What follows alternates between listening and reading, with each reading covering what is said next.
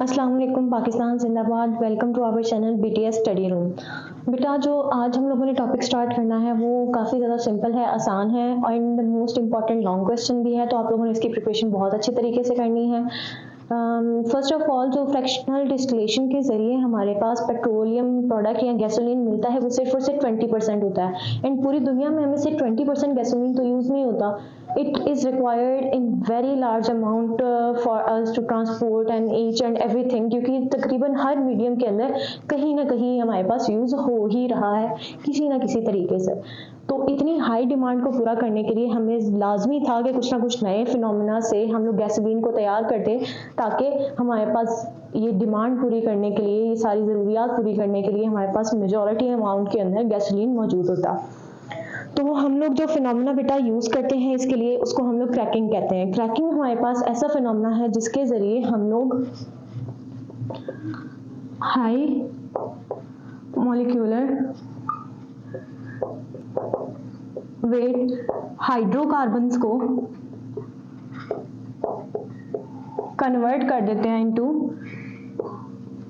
Lower hydrocarbons में। यहाँ पे हमारे पास एक किस्म का ही हाइड्रोकार्बन नहीं बनता, बल्कि काफ़ी ज़्यादा तरह तरह के हाइड्रोकार्बन्स तैयार किए जाते हैं।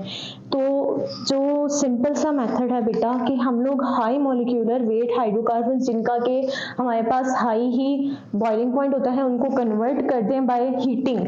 हीट यहाँ पे मोस्ट इंपॉर्टेंट मेथड है कि यहाँ पे हीट का होना ज़रूरी है। अगर आप इसका टेम्परेचर 700 डिग्री या फिर आगे चल के कहीं पे 500 है, कहीं पे 900, अगर आप ये टेम्परेचर भूल रहे हैं बेटा, तो आपने उसकी जगह पे ये साइन यूज़ कर लेना, क्योंकि अगर आप लोग ये टेम्परेचर भूले तो आपका मिस्टेक हो सकती है। लेकिन आप अगर भूल भी गए हो तो आप उसकी जगह पे एग्जैक्ट अगर टेम्परेचर भूले हैं तो ये यूज़ कर लें, या तो हीट कंपल्सरी लिखें ताकि आपकी मिस्टेक ना निकाली जाए। अब हम लोग जब क्रैकिंग की बात करते हैं, सिंपल सा फिनोमेना है जिसके ज़रिए हम लोग high molecular weight hydrocarbon, for example C हमारे पास है 16, H हमारे पास है 34, इसको हम लोग कन्वर्ट करेंगे into variety of lower hydrocarbons के अंदर। इससे जरिए हमारे पास क्या बनेगा, C7 H16 प्लस हमारे पास बन जाएगी ethene CH2 double bond CH2 with the addition of CH3 CH double bond CH2। हमारे पास इस तरीके से propene, ethene and along with heptane ये तैयार हो जाएगा। तो हम लोग सिंपल सी बात है, इसके अंदर हमने क्या किया है कि carbon to carbon single bond को कन्वर्ट करके तोड़ के हमने variety of alkanes and along with alkenes तैयार कर लिए हैं। क्रैकिंग हमारे पास बेटा 3 टाइप की होती है। कौन कौन सी इसकी 3 टाइप्स हैं? फर्स्ट हमारे पास है थर्मल क्रैकिंग, सेकेंड हमारे पास है catalytic cracking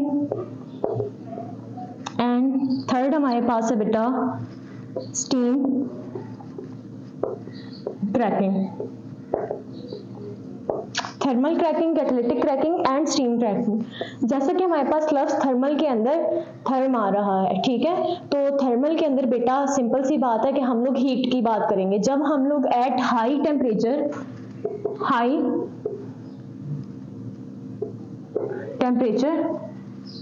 and high pressure के ऊपर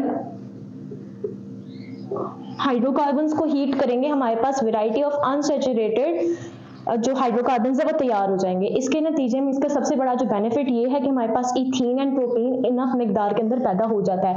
अगर हम लोग कैटालिटिक क्रैकिंग की बात करें तो यहाँ पे जैसा कि लफ्ज कैटलिस्ट आ रहा है, कैटलिक आ रहा है, तो आपको पता है कैटलिस्ट का काम क्या होता है कि वो एक्टिवेशन एनर्जी को लोअर करके हमारे पास टेम्परेचर एंड प्रेशर को भी कम करके क्या करेगा, रिएक्शन कंप्लीट करवा देगा। इसके अंदर क्या होगा, हम लोग टेम्परेचर को 500 डिग्री तक और प्रेशर को भी कम करके in the presence of catalyst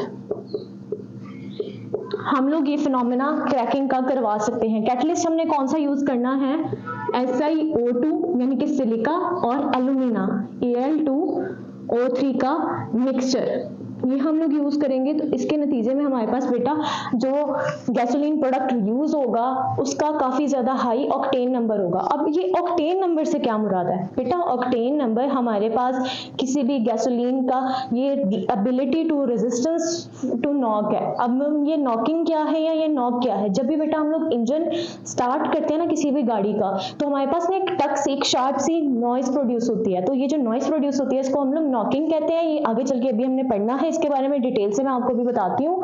तो हमारे पास कैटालिटिक क्रैकिंग ये था। अब नेक्स्ट लास्ट वन कौन सा है हमारे पास? स्टीम। स्टीम किसको कहते हैं? वाटर वेपर्स को। बेसिकली जब हम लोग वाटर वेपर्स को at very high temperature of 900 to 1400 जब हम लोग उनको हीट कर देते हैं उसको स्टीम कहा जाता है।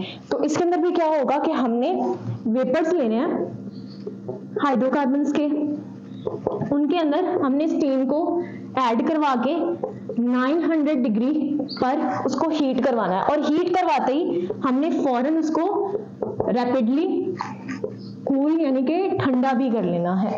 तो इसके नतीजे में हमारे पास काफी ज्यादा मिकदार के अंदर लोअर हाइड्रोकार्बन्स बन जाएंगे। ये जो सारा हमने क्रैकिंग का बेटा फिनोमेना पढ़ा है, क्रैकिंग का एक जो हमारे पास इंपॉर्टेंस है वो ये है कि हमारे पास काफी मिकदार के अंदर जो यूजफुल प्रोडक्ट्स हैं गैसोलीन के अलावा वो ऑब्टेन हो जाते हैं। जैसे कि हाँ सिंपल सी सामने मिसाल दी हुई है, इथीन हो गई है, प्रोटीन हो गई है। हम लोग इन सारी चीजों को यूज करके बेंजीन भी हमारे पास बनती है, हम लोग प्लास्टिक बनवा सकते हैं, हम लोग फर्टिलाइजर बनवा सकते हैं, हम लोग इस तरीके से बाकी कई चीजें यूज कर सकते हैं। इसके अलावा हम लोग नेक्स्ट आगे further chemicals like ethanol, alcohol वगैरह भी प्रोड्यूस कर सकते हैं। तो इसके काफी ज्यादा इंपॉर्टेंस है। बेटा अब हमने स्टार्ट करना है टॉपिक कौन सा? नॉकिंग का। तो नॉकिंग के टॉपिक से पहले मैं आपको बताना चाहूंगी कि जो क्रैकिंग के नतीजे के अंदर हमारे पास गैसोलीन मिलती है, बनती है, मैक्सिमम जो गैसोलीन होती है वो उसमें से उसकी क्वालिटी बहुत ही कम होती है। हम लोग जब बाजार भी जाते हैं तो हम लोग कोशिश करते हैं बेस्ट क्वालिटी की चीज ही मंगवाई जाए instead of the bad quality one. तो फ्यूल के हम लोग जब उसको यूज करने लगे हो तो हम लोग कैसे उसके बारे में इस चीज को नहीं सोच सकते हैं।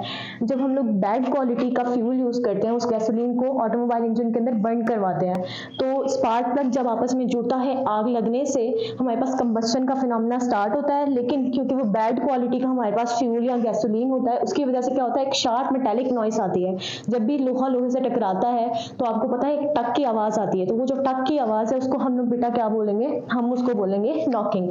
तो जिसकी जितनी ज्यादा नॉकिंग की आवाज होगी उस इंजन की उतनी ही ज्यादा एफिशिएंसी कम होती जाएगी। अब हम लोग ये गैसोलीन की जो क्वालिटी है उसको बेहतर कैसे बना सकते हैं? हम लोग उसका ऑक्टेन नंबर इंक्रीज करा के तो बना सकते हैं। हम ये ऑक्टेन नंबर क्या है? Basically it is the measure of resistance of gasoline to knock और इग्नाइट इमेच्योरली। इसका मतलब क्या हुआ कि ऑक्टेन नंबर हमारे पास क्या हुआ कि ये कितनी ज्यादा रुकावट क्रिएट करेगा नॉकिंग के फिनोमेना को होने से पहले।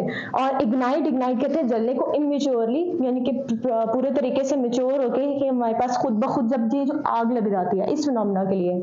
तो हम लोग किसी भी गैसोलीन का जो ऑक्टेन नंबर है उसको इंप्रूव करवा सकते हैं by the process called as reforming. Reforming के अंदर बेटा सिंपल सी ही चीज होनी है, स्ट्रेट चेन जो हमारे पास हाइड्रोकार्बन होंगे हम लोग in the presence of heat, मैंने जैसा कि आपको बताया था हीट का होना काफी जरूरी है। हीट हम लोग उनको कन्वर्ट कर देंगे इनटू ब्रांच चेन। जैसा कि ये हमारे पास है, ये हमारे पास ऑक्टेन है, 8 कार्बन, 6 ये, एक ये और एक ये हमारे पास ऑक्टेन है। हम लोग जब ऑक्टेन स्ट्रेट चेन ऑक्टेन को नॉर्मल ऑक्टेन को कन्वर्ट करवा देंगे इनटू, देखें ये हमारे पास क्या है? Methyl group. ये क्या है? Methyl group. ये क्या है? Methyl group.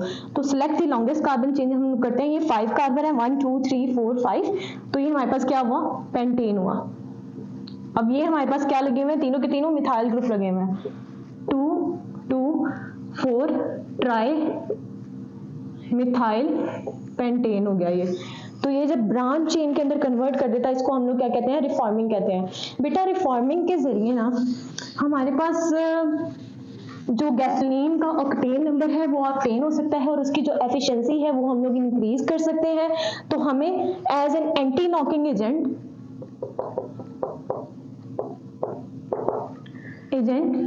हम लोग किसको लेते हैं? टेट्रा इथाइल लेड को।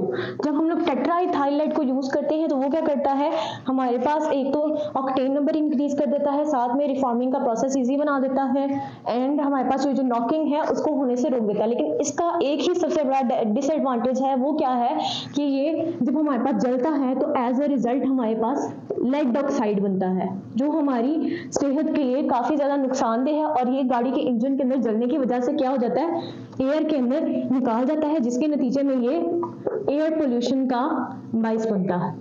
तो ओवरऑल जो हमारे पास क्रैकिंग थी, जो रिफॉर्मिंग थी एंड नॉकिंग थी, इसके अंदर से आपको क्रैकिंग जो है वो लॉन्ग इंपॉर्टेंट क्वेश्चन आता है इस चैप्टर से, रिफॉर्मिंग एंड नॉकिंग जो है ये आपके पास शॉर्ट आते हैं। तो बेटा इसकी अच्छे से तैयारी कीजिएगा। Thank you so much.